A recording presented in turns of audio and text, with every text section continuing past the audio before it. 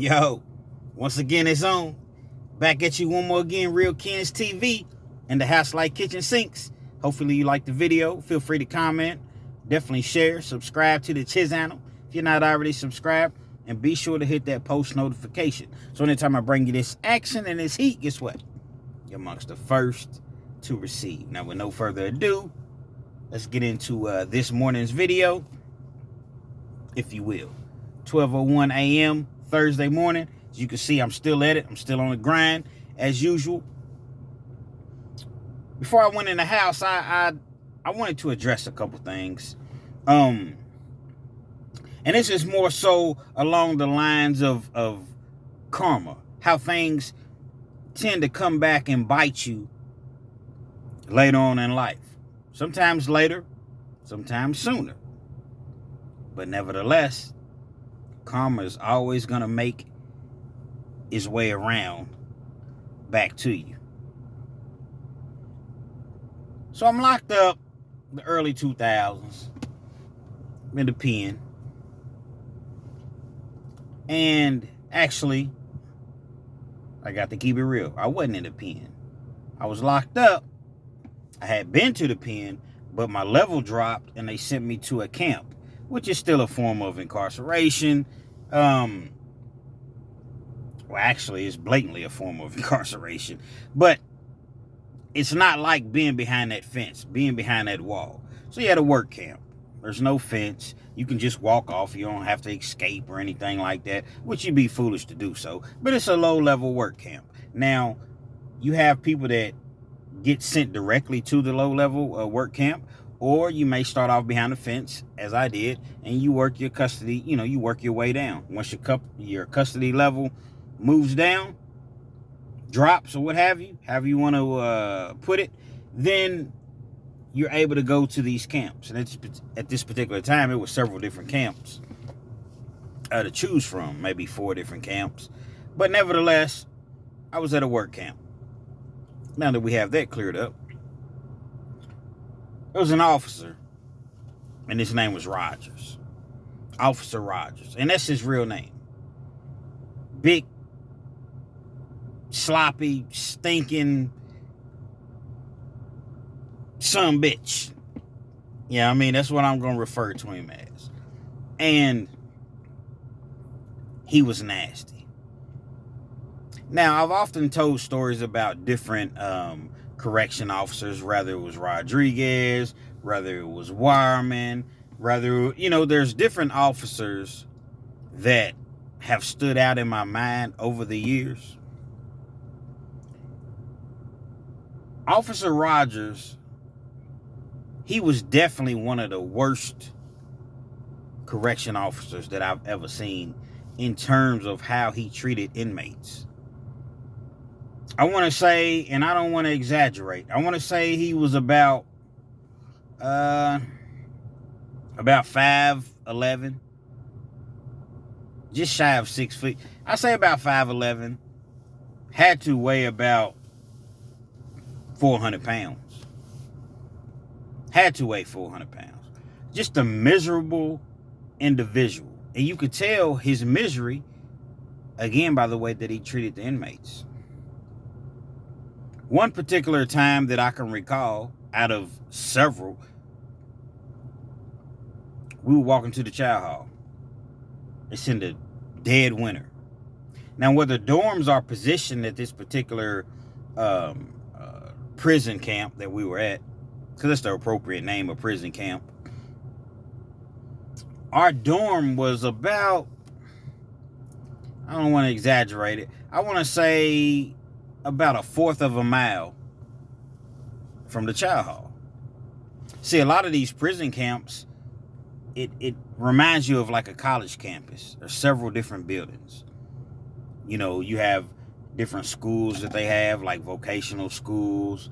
You have, where you go get your GED. You have the administration building. You have different dorms. You have like a road that you can actually walk where the cars drive, back and forth. So it's more similar to a college campus. So I'm trying to paint a picture as far as how this facility looks. So we're walking to the chow hall, and I'm talking about it is so cold. I don't remember the exact, I want to say that particular day, it may have been 2 or 3 degrees outside. The wind is blowing like crazy. And this prison camp is right there by a highway. So you got cars that's driving past. So the highway being right there, it doesn't make it any better. We get to the chow hall finally. Once we get to the chow hall, you got to sit outside and wait in a line. Because if there's a line, the chow hall is only so large. So guess what? You can't go inside until people come out. So you got 5 to come out, 5 to go in. Other than that, you're going to stand outside. That's how a typical officer does it. Now, when it's cold like that, some officers, they'll let you come on inside and you just kind of wrap the line around or whatever, so you don't have to stand outside in the cold. No, not with Rogers working. Rogers, if 2 came out, he was going to let 2 come in. We walked inside. After being outside in the cold for maybe 10 minutes, it wasn't anything too crazy. So after being outside in the cold for about 10 minutes, we walk inside the chow hall.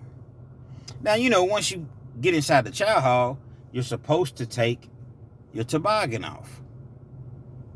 All righty. That's a rule. I'll acknowledge that. That's a rule. Once you walk inside the chow hall, there's to be nothing covering your face up, because a lot of times the wind was so crazy and would cut your face, you would grab a towel, like a little small hand towel or something like that, and wrap it around your face. So again, we walk into the chow hall, and a couple guys that I was with or whatever, they stomping their feet, getting the snow off their feet, just trying to, how when you first walk into a building, it's cold, you trying to, warm up, get your affairs in order. And I know we hadn't been in the chow hall probably 1 minute. Rogers, hey, you, come here. He's talking to one of the gentlemen that, I walked to the chow hall with. So he walks over to Rogers or whatever. Rogers, I can't hear what Rogers is saying, but I see him extend his hand out. So once he's extending his hand out, the inmate that he called over there, he has his hands out like this, like, what? So you can tell that he's trying to explain to him that they're interacting, nothing crazy or anything like that. They're just talking as 2 men. So I thought. Next thing I know, I see the guy hand his toboggan to Rogers and his face towel.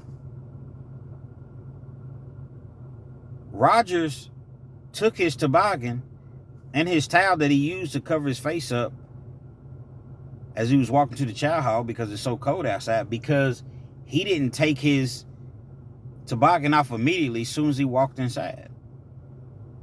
So when he came back to the line, he was explaining to us, like, I was just, the guy took my toboggan, I didn't even really get a chance to take it off, because as soon as I walked inside, the first thing I was thinking about, I wasn't thinking about taking my toboggan off. I was trying to get, situated. I'm coming in from the cold. It's freezing cold outside. I mean, it was one of those cold days. So the entire time that we're in line, you noticed that Rogers was just collecting people's toboggans. People would come inside and he would just sit there and watch them. And if they didn't take their toboggan off immediately as soon as they walked inside the chow hall, again, it's 2 or 3 degrees outside. I'm not exaggerating. Come here. Takes the toboggans. Now, when he's taking these toboggans, he's just throwing them like he had a little box, and he's just throwing them in a box. So dudes are like, yo, you gonna make me walk all the way back to the dorm with no toboggan? It's freezing cold outside. CPP policy states that if you enter a building, and, he's going through the whole, handbook. And technically, he was right, because you are supposed to take your headgear off when you do enter a building. Guys is heated. Guys is mad as all outdoors. I don't even know if all outdoors is really mad like that, but you get my point. Guys are very, very upset at the moment, because they know that he's abusing his authority. Nobody liked Rogers in the first place. So he takes guys, I know that he collected, probably from the time that we were in the chow hall and what I actually seen, at least 10 people's toboggans. So again, you have to walk all the way back to your dorm without anything covering your head and your ears or your face. I'm talking about that wind was cutting. It was cutting your face, literally. Remember the movie Rocky? He's cut! He's cut! That's how it felt, walking in that wind. So guys were already upset about that particular situation. A few days later, actually, I want to be exact. It's been a long time, so I have to think back, put my memory cap on. It was about 2 days later at medical. Same individual. Rogers took his toboggan. The first guy that I mentioned, he was at medical. Medical in prison, you have to go. It's kind of like the chow hall. You go to the medical building, and it's called a pill call line. And you stand in line, and once the next person goes to the window, he finishes at the window, then the next person moves. Just a regular line. Him and Roger start having words. Roger said something to the effect of, "See, you got you another toboggan." Something like that, something slick. So the dude, he's ignoring Rogers. Rogers just keeps on. Rogers really thought he was a real tough guy. He really did. I guess he really thought he was a tough guy. Now, when I said 400 pounds, now that I really recollect and think back, I don't think he was 4 something, but he was definitely in his mid-3s. I want to say, now that I really, really think back, at least 350, at least. Thought he was tough. He definitely did. So him and the guy, they going back and forth. The guy comes to the pill call. He makes his way to the window. Rogers is the guy that stands there. Like, if you've never been to prison, when you go through the pill call line, it's always going to be an officer that stands there once you take your meds, because they give you your meds in a cup. When they give them to you in your cup, get a little drink of water, cup of water, take your pills, your water. An officer, you got to open your mouth. He wants to inspect and make sure you're not cheating your meds. That's what they call it in prison, cheating your meds, which means putting the meds in your mouth, pause, not actually swallowing the meds. Then you take them back to your dorm and sell them. That's called cheating your meds. So Officer Rogers, that's what his duty was for the day. So being that they had already had words, dude feels some type of way about Rogers. He's already, not feeling Rogers whatsoever. Takes his meds. Rogers tells him to open his mouth. He opens his mouth. Rogers has a flashlight. Again, it's still cold outside. It's only a couple days later. Rogers tells the guy, or accuses the guy of not taking his meds. The guy's like, "Look, man, I took my meds. I don't know what you're talking about. I don't have anything. Lift your tongue." I already lifted my tongue. So Rogers is really trying to tell this guy and make a big deal out of it about some meds that he doesn't even see in the guy's mouth. Next thing you know, I see Rogers just grab the guy. grabs him by his shirt. He grabs him by his shirt. The dude is kind of resisting a little bit. Rogers, like I said, he's a big dude. He's close to 6 foot, if not 6 foot, about 350. The dude that he gets into it with, I don't know, he's about the same, about 5'10", 180, 190 pounds, somewhere right around in there. So Rogers is grabbing him up by his shirt. Then he grabs him by his neck and he's like choking him. The dude's like, man, get off of me, get off of me. Rogers got the guy kind of like jacked up up against the medical building. So he's trying to get away or whatever. Rogers done, with his other hand, he got the guy kind of like one hand, and then he grabs his what do you call it? The panic button. There's a panic button like on your radio. He hits the panic button as though the inmate is harming him. So he hits the panic button. Once the panic button is pressed, you're going to see officers come from everywhere. So he hits the panic button. The dude ends up getting loose. Once he got loose, BAM! Connects one good time. Right here on the button. He hits Rogers.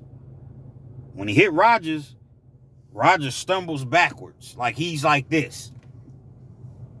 Goes down to one knee. When he goes down to one knee, the dude kind of just stood over top of him. Kind of, had a few choice words for him and what have you. At that point, the rest of the officers come in. It's probably 5 or 6 officers that come running. Of course, they attack the inmate. And everybody's trying to explain to him what happened. People are actually explaining. I didn't say a word because, in prison, you see no evil, you hear no evil. That's just the way that it is. So they're trying to explain to the other officers, like, nah, man, he grabbed him. He was choking him. They're not trying to hear any of that. You want to get a write-up for inciting a riot? Step back. Step back. Don't nobody say nothing. Oh, they real tough. They real tough when they feel as though they have you in a situation where you're trying to go home, make it home to your family. But as I so often speak about, they got the number one weapon that you can ever have in prison. It's not a knife, not a shank. It's that pen. Because once they put that paperwork on you and they give you a write-up for what they choose to write you up for, the write-up's typically going to stick. And it's going to lessen your chances of going home because the parole board is going to see, well, this guy caught a write-up. He can't even do right in prison. And you don't even get a chance to go before the parole board to explain, no, that's not what that was. They're just looking at your file. That's what they're judging you by. Imagine you going to a job, or you applying for a job, rather, and they're looking at your resume, but they never call you in for an interview. They're just solely looking at your history and your resume. You don't get a chance to make an impression, to sit down in front of the people and talk. That's how the parole board is in Kentucky, unless you have violent crimes, murder, robbery, sexual offenses, things like that. Then you go before the parole board. But if it's anything that's not deemed as violent, they review your file. So no one wants to go to the parole board or have their file review in the month that, they're eligible for parole and have write-ups. Because, again, you're not going to be able to explain it. So that's why I say the pen is the most powerful weapon, especially for correction officers. Rogers, he puts on a whole, he wins he puts on a Oscar performance. Yeah, he would have won an Oscar that day. He's grabbing his self, acting as though he's really shook up. Now, the dude connected on him, and I'm sure that he's seen stars. Man, because when he hit him, he, like I said, he did a little shake. He did like the little shimmy. You know what I'm saying? And then he went down to his knees. And so I know that he was definitely shook up by the punch. But of course, they, attacked the guy, roughed him up, put his hands behind his back, cuffed him, took him to the hole. Ended up getting charged with assaulting, even though Rogers hit him, assaulted him first. He ended up getting charged with assaulting an officer. I want to say he got a year in the hole, and he lost a year good time, non-restorable, which means he'll never get that time back. All off of what an officer did to him first. After that went down, I think they suspended Rogers maybe 2 days. And another, a fellow correction officer, he was speaking on the matter, said that he was suspended 2 days with pay. Which I don't understand. You just basically giving the guy 2 days off. But nevertheless, he was suspended 2 days, and he was right back on the yard with that same cocky attitude. Yeah, I'm Rogers. I can do this, I can do that. I'm talking about you walking on the yard.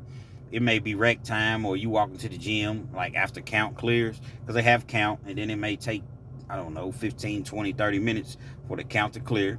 That's just basically them accounting for all the inmates, and then the yard's open for a couple hours.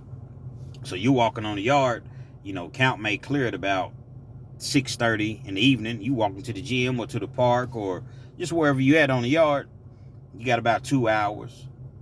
2 hours and 15 minutes or so before you have to be back in your dorm. He just stop you, frisk you, make sure you don't have anything on you. I mean, the guy was just terrible. Just simply because he could.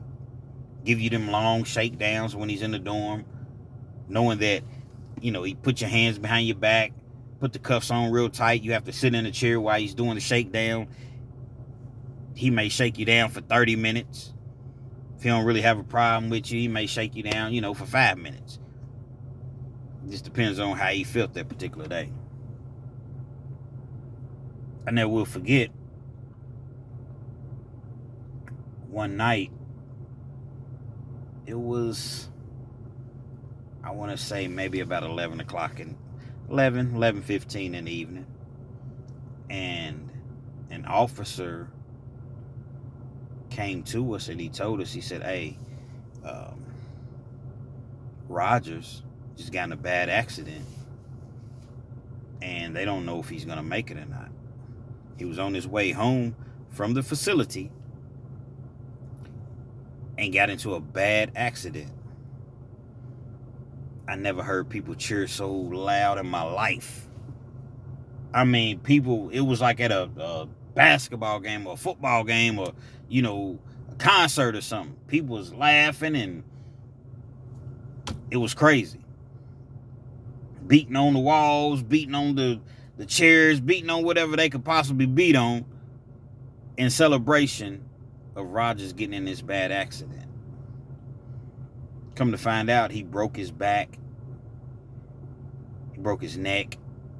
Like, it was a terrible accident.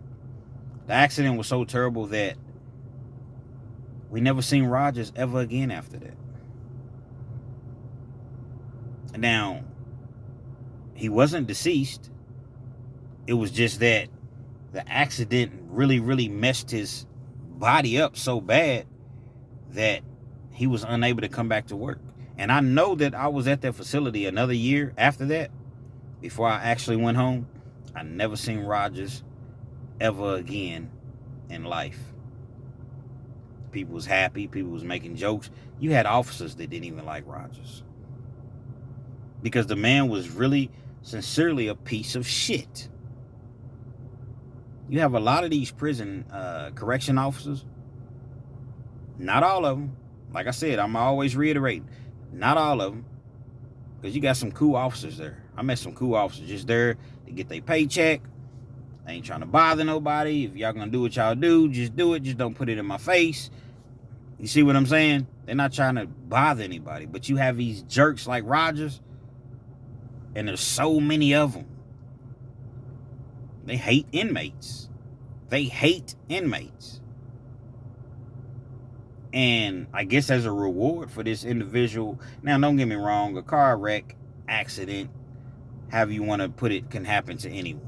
So everything's not necessarily, okay, well, he was acting this way, so this happened to him. All I know is guys were ecstatic that it did happen to him. Me, I don't, I didn't really feel one way about it either or. You see what I'm saying? I don't really cheer on people's downfalls, but guys were so happy, making jokes and all type of things. So the message is just watch how you treat people. It's pretty simple. Watch how you treat people.